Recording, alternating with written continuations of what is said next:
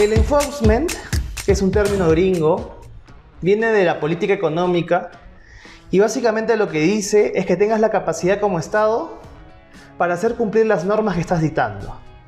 Hemos visto que en la pandemia se han dictado numerosas normas que a nuestro entender han sido improducentes, que han generado mucho más contagios y que también han sido muy difíciles de aplicarlas. Limitar o restringir las libertades de las personas, a pesar de ser un dictamen arbitrario, también conlleva un gran esfuerzo para hacer cumplir las normas. Recientemente hemos visto en noticieros no oficialistas, opositores a este gobierno, que dan muestra de otra perla más que este gobierno quiere aplicar en términos de política, y es la restricción a acudir a las playas del litoral peruano. No a todas, claro, a las playas que son populares, que tienen gran acogida del público, que si quieres entrar a una playa necesitas tener un papel. Si eres surfista o haces algún deporte acuático, si eres nadador, tienes que tener un papel del IPD. ¡Qué increíble! César. Sí, cuando un Estado quiere afectar las libertades de las personas, tiene que ser un Estado muy inteligente, muy fino, porque el objetivo puede ser bueno, vamos a evitar que se contagien, pero la forma, cómo se dictan y cómo se quieren implementar, y sin una comunicación adecuada y todavía arbitrarias en el sentido de que discriminan definitivamente a la población, se va a resentir y la autoridad va a ejercer eso que tiene, el monopolio del poder. Pero lo crítico es que no aprenden, porque a ver, tuvimos primero que hacer largas colas para recibir un bono. En bancos, en ciertas agencias, no en todas, vimos pues que la gente se amontonaba, no tenía cómo recibir un ingreso porque gran parte de ellos están en el sector informal, y el sector informal es el que más fue golpeado con esta pandemia y con estas restricciones económicas. Luego vimos este toque de queda que hasta ahora se mantiene en pie, que básicamente dio cabida para que los militares salgan a las calles, y claro, un militar te cuesta tanto, pero en los registros públicos cuesta el doble, el triple, porque hay que repartir la torta. Sí, que Vizcarra critica que algunos solamente se la comen entre ellos y no la comparten, como hemos visto en estos vergonzosos audios y confesiones. Después, ¿qué tuvimos? Tuvimos la genial idea de que hombres salgan un día y mujeres en otro día. cierto. Hasta que salió este grupo LGTBTQT y dijo, ¿y nosotros dónde estamos?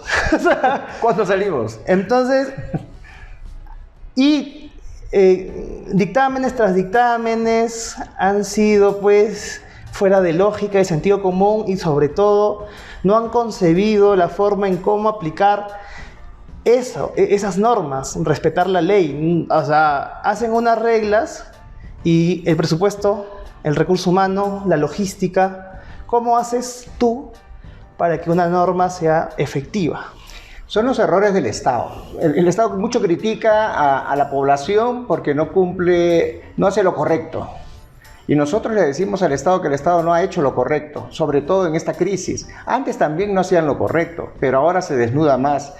Al Estado nadie le puede reprochar que no hace lo correcto, fíjate. Pero el Estado sí le puede decir a la gente que no hace lo correcto.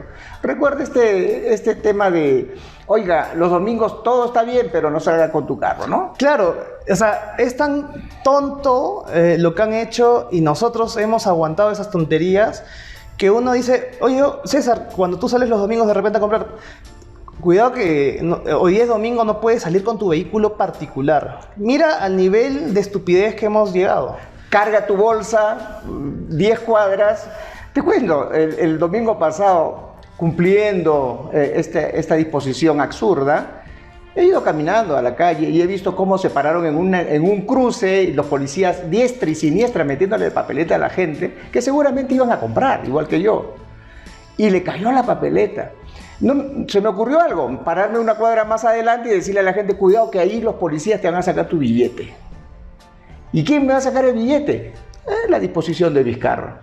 Entonces, absurdo por demás, y hace que personas como yo nos alertemos. No estoy desacatando la disposición, pero creo que es una rebeldía genuina. Yo creo que la rebeldía debe estar en todas las personas cuando se dispone de esta manera las libertades de las personas. Así es. Ahora, somos el hazmerreír del mundo, no de la región, porque Perú fue uno de los países que está financieramente mejor parado cuando llegó la pandemia. Tuvimos la ventaja del tiempo, porque se origina en China hasta que llega a Europa y de Europa hasta América. Tuvimos el tiempo para poder hacer gestiones públicas con tanto dinero, montañas de dinero que teníamos en reservas. Y al final del examen, porque es una condición que a todos los países la ha pasado, al final del examen hemos salido jalados en todo. En todo. Y fíjate, nuevamente, nos juzgan a la población de no hacer lo correcto. ¿Y quién le dice al gobierno que no hizo lo correcto al disponer que se hagan pruebas serológicas en vez de las moleculares? ¿Quién le critica al gobierno por no hacer lo correcto en el aislamiento de las personas contagiadas, en la disposición de camas, en la disposición de medicinas, en la disposición del oxígeno? La gente, cientos, por no decir miles, han muerto por falta de oxígeno. Bien, este tema de la pandemia ya lo hemos tocado en programas anteriores. Ahora quisiera tocar un tema ante todo este desmadre que se ha generado en el país, esta vergonzosa capacidad que tiene el gobierno actual, el gobierno de turno y el caudillo que lo lidera, sobre cómo manejar los presupuestos del Estado. ¿Cómo queda parada la juventud? ¿Tú cómo ves a la juventud? ¿Está pensando en viajar, en mudarse, en poner el poco conocimiento que en estos cortos años ha adquirido para aplicarlo en un país que le ofrezca más garantías? En principio, antes de la pandemia había toda una distribución de la población desarrollando su economía que mejor sabe, mayoritariamente informal. Y cuando se produjo la cuarentena hubo un retorno porque ya pasó un mes, 2 meses, 3 meses, ya la gente no podía estar en diferentes lugares que su lugar de origen. Y retornan pensando que ya el problema se iba a resolver. Nunca se ha resuelto, y menos ahora. Ahora todavía estamos con una amenaza de la segunda ola y una posible vuelta a condiciones de restricciones severas. Esos jóvenes y los padres de esos jóvenes tienen serios problemas para atender sus necesidades y para atender su progreso. La gente está haciendo lo que sea por conseguir plata, pero si antes conseguían, por decirte, 30 soles, 35 soles al día, como hay esta situación de mayor informalidad en todo, porque ahora hay más informalidad en todo, sus ingresos se reducen. Los padres, los adultos, 40 años, 45 años que tienen hijos, la están viendo cuadras, porque ya no saben cómo atender la educación primaria o cómo financiar una orientación, una capacitación a sus hijos jóvenes para que puedan enfrentar un mercado que no existe. Y la incertidumbre del mercado acá en Cajamarca es que no existe un mercado, no tienes una luz al final del túnel para decir, ok, me preparo para trabajar en tal o cual cosa. Te restringe el gobierno algunas actividades claves. Ok, muchos dicen que la economía se va a reactivar el próximo trimestre del año 2020, que vamos a estar más o menos a niveles del año o de periodos prepandemia. ¿Qué tan cierto es eso? No, difícil. Debería ser posible en la medida que el gobierno sea inteligente. Pero si el gobierno hace lo que está haciendo ahora, de ser ineficientes en el gasto público, 33% del presupuesto para construcción y para obras apenas se ha gastado a este mes. Entonces, pero estamos hablando... Sabemos que la construcción aquí se mueve por cuánto dejas en el camino, ¿no? En este caso por ineficiencia, porque ni siquiera gastan. 33% de lo que tenían presupuestado. Estamos hablando de miles de millones de soles que estaban disponibles para hacer cosas, trabajo, ingresos para las familias, no se ha hecho. Quiero comentar una cosita de acá de Cajamarca, puntual nomás, sobre lo que estamos hablando de las ineficiencias tanto del Estado y de las personas que ocupan ciertos puestos claves. Aquí en Cajamarca y para decirlo con todas sus letras, de salud. Ahí en el sillón de administración hay un patita con más de 15 años que si no le das su mojadita, no te paga. No te paga a nombre de salud. Ese pata, todos saben que hace que tiene este comportamiento por más de una década y nadie dice nada. Juanito Limaña. Juanito Limaña, todos lo comentan, nadie lo delata. Pero mira cómo una persona que está en un puesto clave puede dañar a toda una cadena de producción. O sea, ese pata se hace loco hasta que no le den su aceitada, no suelta el billete que tiene que soltar para pagar servicios que ha contratado de salud con privados, y esa familia que espera que se le pague en el momento adecuado tiene que estar rogando y esperando plazos y plazos, se endeuda con algún banco, deja de pagar a proveedores y se va todo al carajo. Se rompe la cadena de pagos. Entonces, por una sola persona. Y saben quién es. Ahora multiplícalo, porque eso estás tomando una muestra. Imagínate tú los trabajos, las áreas de logística del gobierno regional, de la municipalidad provincial, de los distritos. La lógica sigue siendo la misma. ¿Y sabes por qué? Porque en este juego de política, el que gana manda a sus amigos a ocupar cargos públicos sin tener las competencias del caso. Mira cuánto daño hace, no competencias y también valores y principios. O sea, contratas a dedo, muchas veces a ciegas, para pagar el favor político y ni siquiera conoces a la persona. No sabes si tiene estas capacidades de discernir entre el bien y el mal. De repente esta persona lo hace porque, pucha, siempre lo ha hecho, nadie le ha dicho nada y ya está. Para esta persona debe ser un buen comportamiento. Porque no hay el castigo adecuado, porque no hay la supervisión y la identificación y hacer lo que se tiene que hacer, denunciar al corrupto. Salud, Cajamarca, administración. Otro dato para que lo agarres, 15 años en el puesto, ya está. Más claro no canta el gallo a las 5 de la mañana. Listo, vamos, discúlpame, hay que cortar un ratito aquí con el spot de la clínica Limatambo y vamos a regresar sobre cuál es el panorama que pinta ya a la edad de personas como tú, ¿no?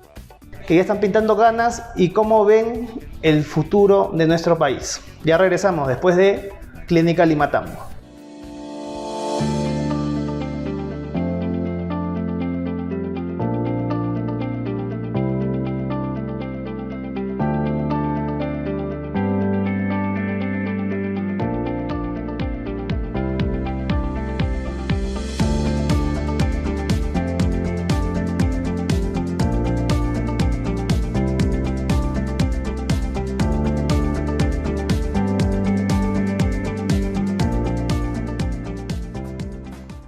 Bien, César, vivimos en un escenario, pues en un contexto crítico, aunque las primeras planas siempre tratan de desviar la atención, pero en realidad lo que se viene es catastrófico si es que hay una segunda ola y si se vuelven a aplicar estas medidas restrictivas, ¿no? Tan draconianas.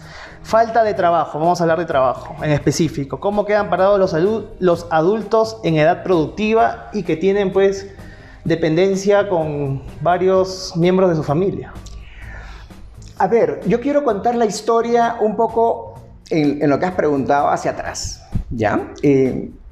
Yo he tenido una etapa de 45 a 55 años donde la economía estaba funcionando bien, donde no había mucho intervencionismo del Estado. ¿Estamos hablando de qué año más o menos? Estamos hablando del 90, 95, hasta el 2000. Inclusive del 2000 al 2015, para ser precisos. Entonces, a pesar de que habían cosas que no se hacían bien, por lo menos había respeto de ciertas libertades. Había un gobierno que era predecible en el futuro y tú podías hacer cosas.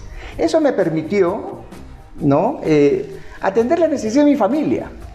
Conjuntamente con mi esposa, trabajamos para que nuestros hijos tengan una mejor expectativa de desarrollo. Les dimos todas las facilidades que hemos podido darles y ellos lo aprovecharon muy bien. Pero desde un punto académico, porque después de terminar la universidad y todo eso, tenemos que salir a la cancha a trabajar y nos encontramos con un desastre, pues. Exacto. O sea, hemos apostado, o ustedes han apostado en la educación de sus hijos, de nosotros. Hemos respondido, creo, bien. Y cuando vamos y queremos aplicar nuestros conocimientos en una empresa o en un sector público, en el sector público, esas plazas ya están copadas pues por gente, como tú dices, ¿no? El que te pintó en la campaña, o el que te llevó los llaveritos. Que te subió al hombro. Y eso no escapa al sector privado. Muchas veces el sector privado también está lleno del hijo del gerente, o del amigo del hijo y tal, ¿no? O sea, tanto en lo estatal como en lo privado se cuecen habas. Pero fíjate, entonces la expectativa que yo tenía era buena. Era un futuro donde decía, muy bien, nuestros hijos tienen que estar bien capacitados para que puedan ocupar cargos públicos o entrar en esta dinámica de desarrollo económico que genera una buena gestión pública.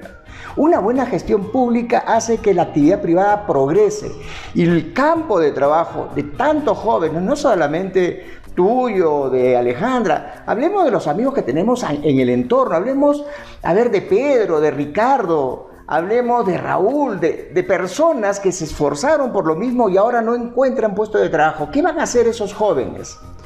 Ya, lo de los jóvenes ya me dijiste. ¿Cuál es la visión de los papás? De estos adultos en edad productiva aún, que están a un paso de la jubilación, como Tumbes, pero aún pues la preocupación de que tiene dos hijos que tienen los títulos y todo, pero trabajo no hay en el país.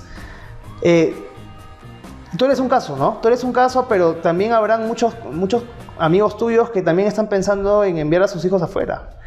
Fíjate, y entonces viene la respuesta a la pregunta, ¿no? Eso fue lo que me pasó y eso fueron mis expectativas. Pero ahora, porque la pregunta es ahora, ¿cuáles son mis expectativas a mis 60 años y un poquito más? Frustración. Pero frustración no porque mis hijos o el esfuerzo que hice, como lo hacen millones de padres de familia todos los días, no se hizo. Frustración porque a pesar de que nuestros hijos hicieron lo mejor de acuerdo a las disponibilidades de recursos que teníamos, se encuentran con un Estado ineficiente. Un Estado cuya política es del amigo, de la argolla, del tarjetazo y de que hay que compartir la torta. Ya, hemos llegado a tal punto de poner al Estado en el centro, cosa que nunca debió haber pasado. El Estado, para mí, desde mi concepción, debería de ser chiquito y regulador, nada más. Pero tenemos un Estado monstruoso que copa todas las actividades económicas y productivas. Entonces, obviamente, tenemos a un Estado que juega pues en el equipo oficial, cuando debería de ser un coach. Claro, el Estado debería ser el que digamos, por utilizar, el que te da vivas, el que te hace, te da entusiasmo, el que te da energías. Vamos, empresa privada. Entonces, vamos, inversión. ¿No sería mejor primero reducir la grasa del Estado? Venimos con esto después del auspicio de Estudio Guevara y Guevara. Estudio Jurídico Guevara y Guevara del Dr. Santos Guevara, especialista en Derecho Procesal Constitucional, Habeas Corpus, Habeas Data, Acción de Amparo, Acción de Cumplimiento y también especialista en Derecho Procesal Penal. Encuéntralo en Girón Apurímac, número 694, oficina 101. Llamar a los teléfonos que aparecen en pantalla o escribir al correo electrónico. Bien, te dejé picando una pregunta. ¿No deberíamos quitarle la grasa al Estado antes de decirle sé eficiente? Porque decirle sé eficiente es una utopía. Eso no va a pasar. Yo empezaría por frenar todo sobrecrecimiento del Estado. Porque realmente si tú entras a reducirlo, te vas a encontrar con 50.000 normas que protegen los derechos laborales. Y entonces lo primero que va a suceder es que si tú eres funcionario responsable de eso, lo primero que van a hacer es clavarte una infinidad de denuncias, inclusive de orden penal. Por ejemplo, ahorita que estamos, lo que tocamos al principio del programa, esta tontería que quieren hacer para restringir el uso de las playas públicas del litoral peruano, en donde van a tener que contratar un batallón de fiscalizadores, todos con su chalequito del ministerio tal, o soldados, para que vean que justamente el que entra a la playa tenga un papelito del IPD, o que sea un atleta reconocido, que tenga su tabla. O sea, eso es un engorde del Estado. Sí lo administra, pero si por ejemplo, si por allí se les ocurre, vamos a contratar a una empresa privada de seguridad y ellos hacen el trabajo sin ejercicio de la autoridad que corresponde, podría funcionar porque estás dando una licitación para que hagan un trabajo específico. O sea, lo que se llama, vamos a tercerizar la labor pública. Eso podría ser una idea que podría ampliarse en muchas de las funciones del Estado. Particularmente yo esa propuesta la botaría al tacho. O sea, porque me parece que es dinero que se va a ir al agua, porque sabemos que si lo maneja el Estado va a ser ineficiente, o sea, va a haber pérdida de riqueza. Y si lo terceriza, vamos, conocemos cómo se comporta Vizcarra, ¿no? O sea, ¿cuánto le tendría que dar esa empresa Vizcarrita para que suelte una licitación a tal o cual empresa? Pero estamos hablando del comportamiento.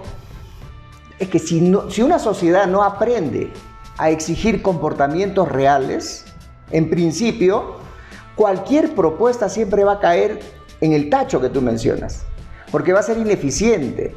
El hecho de tercerizar para desgrasar el Estado es una alternativa. Pero eso que funciona. Eso ya lo han hecho, porque ¿cuántos miles de millones de soles han ido en consultorías? No, consultoría no, ese es un regalo para los amigos, eso debería también dejarse de lado.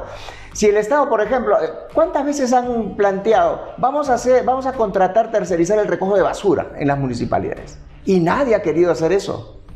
¿Por qué? Porque hay debilidad en la autoridad para imponer. ¿Cuántas veces dijeron, oye, ¿sabes qué? Vamos a privatizar el servicio de agua potable para mejorar la calidad? Ahorita tomamos una agua de pésima calidad. Sabemos porque está administrado indirectamente por la municipalidad. Entonces, si tú tercerizas, si tú haces que esas funciones las hagan los privados, descontando, o sea, yo no estoy apostando a que sigan siendo corruptos y coimeando. Eso de ahí tiene que terminar. La juventud, los que tienen el futuro por delante, estos que están saliendo a la calle, tienen que reclamar para que las cosas sean transparentes. Y desengrasas el Estado. Y seguramente la población va a tener un mejor servicio, mejor recojo de basura, mejor parques y jardines si lo tercerizas, mejor servicio de agua potable. Pero ahí de nuevo damos la vuelta al asunto de que siempre va a haber un responsable que tenga que pagar estos servicios, ¿no? Como tercera vez que lo digo, salud, 15 años, administración, que por culpa de esta persona o por responsabilidad de esta persona no se destinan los cobros que deberían de darse a la empresa privada que brindó el servicio. Siempre hay esta caracterización de que el Estado paga, pero paga recontra tarde. Claro, con la mala leche de que al final una aceitada para ser más ágiles, más rapidito. Entonces, empoderaríamos a estos impresentables, por decirlo menos, que por su firma tendrían que pasar pues miles de millones de soles para contratos con privados. O cambiaríamos la normativa para este ejercicio de tal manera que... ¿Y de quién depende de cambiar la normativa? Las leyes que las hace el Congreso, la Procuraduría de la República que hace que las cosas se hagan correctamente, la Fiscalía que se encarga de denunciar, el juez que se encarga de sentenciar, o sea, es todo un cambio de mentalidad, porque siempre va a haber un Estado. No, de todas maneras. Y el Estado, si lo administra la cosa, no tiene incentivo para hacerlo bien. Y si lo terceriza y el Estado es corrupto, el servicio tampoco va a ser bueno. Entonces, ¿dónde está la matriz? ¿Dónde está la madre del cordero? Hagamos que toda esta estructura que transparenta la gestión pública sea poderoso Y si por ahí, porque nunca van a faltar, hay algún facineroso, uno de 15 años de administración, de salud, que se identifique y que se lo vuele y que pague las consecuencias. No, identificado está, sino que faltan los huevos para meterle una demanda.